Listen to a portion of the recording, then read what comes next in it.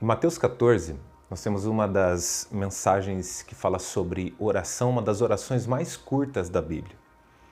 É aquela passagem que Jesus vem andando sobre as águas e Pedro pede para ir ter com ele.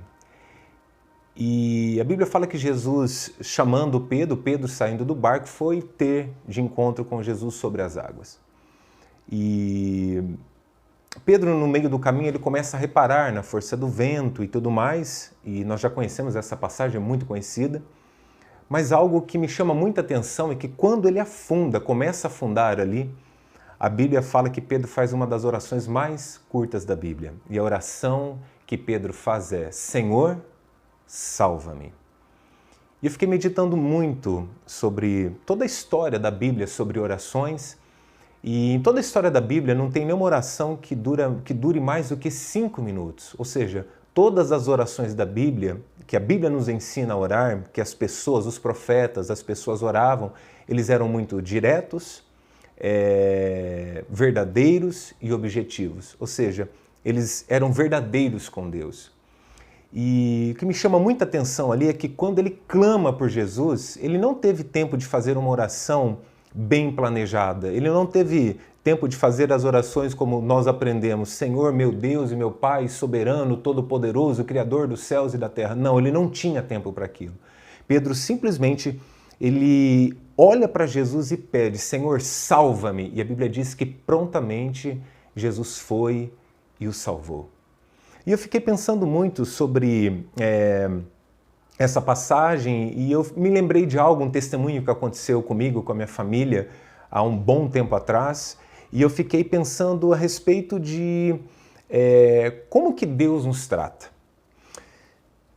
Teve um dia que nós estávamos almoçando na casa de parentes e começou a vir um temporal muito forte, e era um barulho que vinha de longe, parecia bombas estourando no céu, e nós olhamos assim para longe e o céu, sabe, ele tinha muito relâmpago, um temporal muito feio. Eu falei para minha esposa: olha, vamos para casa para a gente poder cuidar da casa. E chegando em casa, aquilo foi aumentando o barulho, foi vindo aquele temporal e aqueles trovões, a gente olhava para o céu, era muito relâmpago, isso era de dia, começou a ficar de noite, mas dali um pouco parou esse barulho. Até minha esposa comentou comigo: olha, parece que passou o temporal. Mas quando foi dali uns 30 segundos, 1 minuto, começou a chover e aquela chuva começou a engrossar, e quando nós menos percebemos, começou a chover granizo. Aí você vai dizer assim: mas granizo, eu já vi chuva de granizo, mas nós nunca tínhamos visto igual aquela. Não era granizo pequeno, eram granizos do tamanho de bolas de golfe. E foi algo, parecia um filme aquilo ali. Minha filha estava na época com 2 anos de idade, mais ou menos. Ela estava deitada no berço, minha esposa estava na cozinha, nós morávamos ali no fundo da casa do meu sogro, era uma casa de no máximo 30 metros quadrados, o forro era de madeira, naquelas telhas bem pequenininha, bem fina, Eternite, né? E eu me lembro que quando começou a bater aquelas pedras de granizo, aquelas bolas de golfe, eu não pensei em nada a não ser ir até o quarto, pegar a minha filha. Eu sei que eu peguei ela, acolhi ela, encurvei, e a primeira coisa que veio à minha mente foi entrar para dentro do banheiro, porque era o único cômodo da casa que tinha laje. Eu falei para minha esposa: olha, segura ela aqui, guarde ela aqui e eu vou acudir o restante da casa, mas fique com ela aqui dentro porque aqui é seguro. E eu fiquei pensando sobre isso, sabe?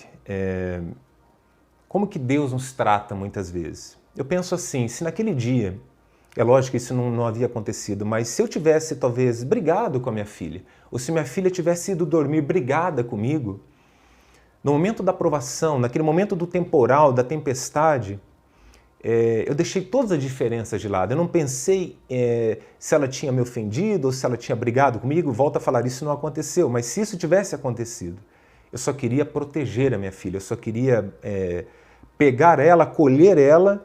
E a hora que eu levei ela para o banheiro, eu levei ela encurvada, com medo de alguma coisa atingir ela. E eu fiquei pensando muito sobre isso. Talvez tenham pessoas aqui que estão me ouvindo neste momento, que talvez você acredite ou você acha que Deus está chateado com você. Ou que você talvez esteja chateado com Deus ou chateada com Deus. E eu quero dizer algo para você. No momento do temporal, no momento da tempestade, independente do que você esteja passando, independente se você esteja distante de Deus, o primeiro ato de Deus será te proteger, te acolher como filho amado.